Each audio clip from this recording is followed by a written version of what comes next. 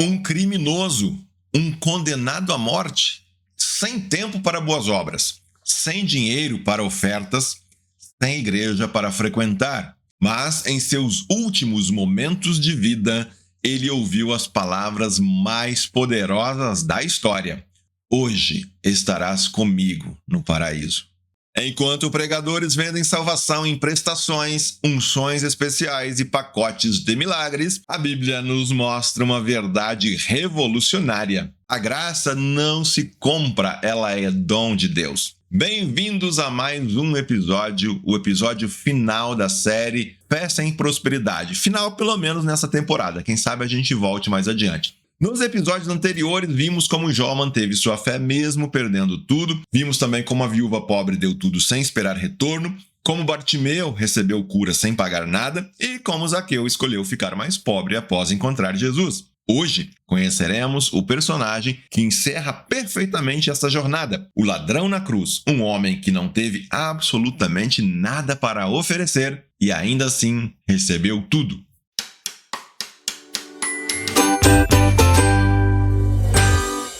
A cena é dramática. O Gólgota, lugar da caveira, nos arredores de Jerusalém. 3 cruzes erguidas contra o céu, e em uma delas Jesus. Nas outras 2, criminosos condenados à morte. A crucificação não era apenas uma execução, era uma humilhação pública. Os romanos reservavam a crucificação para os piores criminosos, especialmente para aqueles que desafiavam a autoridade do império. Era uma morte lenta, dolorosa e vergonhosa. Lucas, no capítulo 23, nos diz: levaram também 2 outros que eram criminosos para serem mortos com ele. Quando chegaram ao lugar chamado Calvário, ali o crucificaram, bem como aos criminosos, um à direita e o outro à esquerda.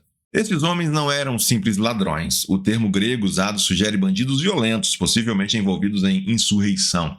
Eram homens que a sociedade considerava irredimíveis, sem esperança, sem futuro. E foi nesse cenário de extrema degradação e sofrimento que ocorreu um dos diálogos mais extraordinários da história da humanidade. Veja, 2 ladrões, mesma situação, expostas completamente diferentes. Mateus 27, verso 44, nos diz que, inicialmente, ambos insultavam Jesus, mas algo mudou no coração de um deles. O primeiro continuou zombando. Não és tu, Cristo? Salva-te a ti mesmo, salva a gente também. Este homem queria usar Jesus como um meio para escapar do sofrimento. Ele não buscava salvação, buscava solução. Não queria um salvador, queria um prestador de serviços. Quantas vezes a teologia da prosperidade nos ensina exatamente isso? Use Jesus para resolver os seus problemas financeiros. Declare sua cura, exija sua bênção. É a mesma atitude. Não buscar a Deus por quem Ele é, mas pelo que Ele pode nos dar. Mas, veja, o segundo ladrão teve uma resposta completamente diferente. Lucas 23, 40 a 42 registra: não temes nem mesmo a Deus, estando sob a mesma condenação? Nós, na verdade, com justiça, porque recebemos o que os nossos atos mereciam, mas este nenhum mal fez. E disse: Jesus, lembra-te de mim quando entrares no teu reino.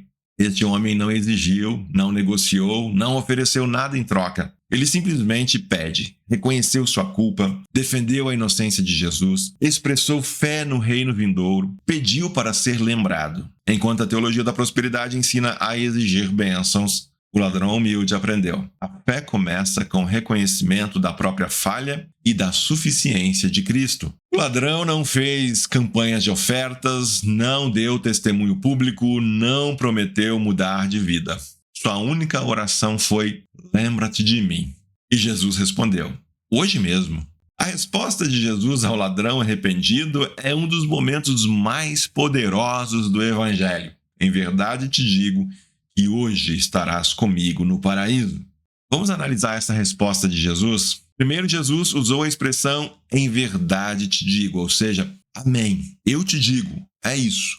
Esta era uma fórmula que Jesus usava para declarações de autoridade absoluta. Ele estava fazendo uma promessa solene, irrevogável. Segundo, Jesus disse hoje, não depois de um período de purgatório. Não após rituais de purificação, não depois de pagar por seus pecados. Hoje, imediatamente, imediatez total. Terceiro, estarás comigo. A promessa não era apenas de um lugar, mas de uma presença. A salvação não é apenas escapar do inferno, é estar com Jesus. Quarto, no paraíso. Uma palavra que evoca o jardim do Éden, o lugar de comunhão perfeita com Deus. Esta resposta de Jesus desafia completamente a ideia de que a salvação precisa ser merecida, comprada, negociada. O ladrão nem teve tempo para ser batizado, para frequentar uma igreja, dar dízimo e dar ofertas, fazer boas obras, dar testemunho público, mudar os seus hábitos. Ele simplesmente confiou em Jesus e isso foi suficiente.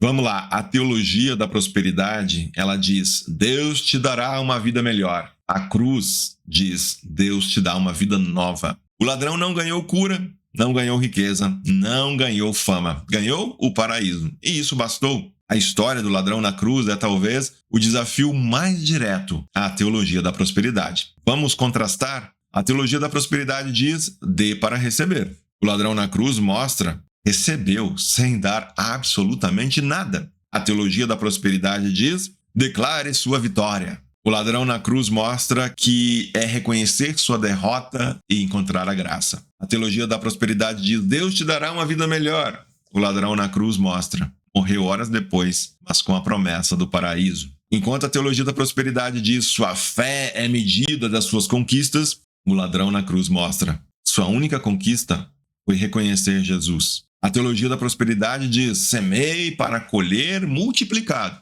O ladrão na cruz nos revela: não semeou nada, mas colheu tudo.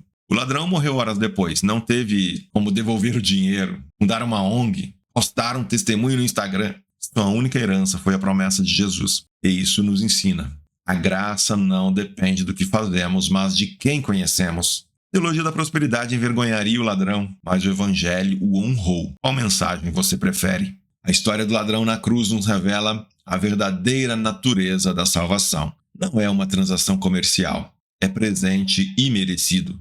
Efésios, capítulo 2, versos 8 e 9 diz: porque pela graça sois salvos, por meio da fé. E isto não vem de vós, é dom de Deus. Não vem das obras, para que ninguém se glorie. O ladrão na cruz é a ilustração perfeita desta verdade. Ele não tinha obras para oferecer, não tinha tempo para provar sua sinceridade, não tinha oportunidade de demonstrar mudança de vida. Ele tinha apenas fé, e isso foi suficiente. Isso não significa que as obras não sejam importantes, significa que elas são o resultado da salvação, não a sua causa. Se o ladrão tivesse sobrevivido, sua vida teria sido transformada pela graça que recebeu. A teologia da prosperidade inverte essa lógica, inverte essa ordem. Ela sugere que nossas ações, especialmente nossas ofertas financeiras, são o que ativa a graça de Deus. Mas o ladrão na cruz nos mostra o contrário. A graça de Deus vem primeiro, sem pré-requisitos. Quando transformamos a fé em uma fórmula para obter bênçãos, perdemos a essência do evangelho. A salvação não é uma recompensa por aquilo que fazemos, é um presente por aquilo que Cristo fez. Então, o que a história do ladrão na cruz significa para nós hoje? Primeiro, ela nos oferece esperança. Não importa quão tarde seja em nossa vida, não importa o que tenhamos feito, a graça de Deus está disponível. Nunca é tarde demais para clamar a Jesus. Segundo, ela nos liberta da pressão de merecer a salvação. Muitos de nós carregamos o peso de tentar ser bons o suficiente para Deus. O ladrão nos mostra que não precisamos ser, porque Jesus é. Terceiro, esta história nos ajuda a identificar falsos evangelhos. Quando alguém sugere que você precisa dar dinheiro, seguir certos rituais ou alcançar certo nível de sucesso para ser aceito por Deus, lembre-se do ladrão na cruz. Quarto, ela nos lembra que o verdadeiro tesouro não é prosperidade material, mas a presença de Jesus. Estarás comigo. Esta é a verdadeira riqueza. Se você está cansado de ouvir que fé é investimento, lembre-se, Deus não é banco, é pai. E como qualquer bom pai, ele não vende seu amor, ele o dá livremente. E assim chegamos ao final dessa nossa jornada na série Fé sem Prosperidade. Talvez em outro momento retomemos com uma segunda temporada. Deixa aí nos comentários se você acha que é interessante continuar essa reflexão. Vamos recapitular, então, o que aprendemos com cada personagem até aqui. Jó nos ensinou que a verdadeira fé permanece mesmo quando perdemos tudo. Sua história desafia a ideia de que fidelidade sempre resulta em prosperidade. A viúva pobre nos ensinou que a oferta verdadeira não é sobre quanto damos, mas quanto retemos. Sua história desafia a ideia de que ofertas são investimento para retorno espiritual. Bartimeu nos ensinou que a graça não tem preço. Ela é verdadeiramente gratuita. Sua história desafia a ideia de que bênçãos espirituais têm um preço. Zaqueu nos ensinou que encontrar Jesus pode significar escolher ter menos, não mais. Sua história desafia a ideia de que encontrar Jesus leva ao enriquecimento material. E, finalmente, o ladrão na cruz nos ensinou que a salvação é um presente gratuito, não uma recompensa por contribuições financeiras ou obras. Sua história desafia a ideia de que precisamos fazer algo para merecer a graça de Deus. Juntos, estes 5 personagens formam um poderoso testemunho contra a teologia da prosperidade. Eles nos mostram que o verdadeiro evangelho não é sobre ficar rico, ser curado ou ter sucesso material. É sobre conhecer a Deus, ser transformado por sua graça e viver para a sua glória, independentemente das circunstâncias. A teologia da prosperidade promete riquezas terrenas. O verdadeiro evangelho promete algo infinitamente mais valioso: o próprio Cristo. Qual você escolhe?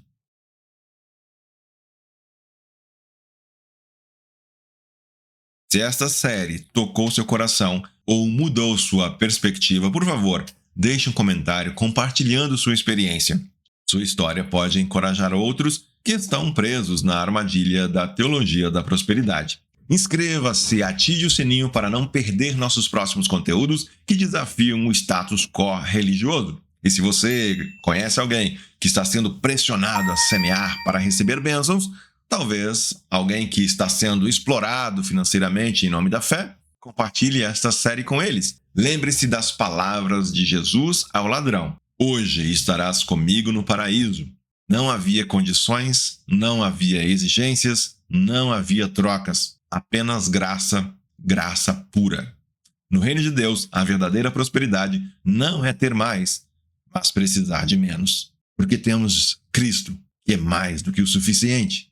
A salvação é de graça. O resto é invenção humana. Que Deus abençoe você e seja você uma bênção.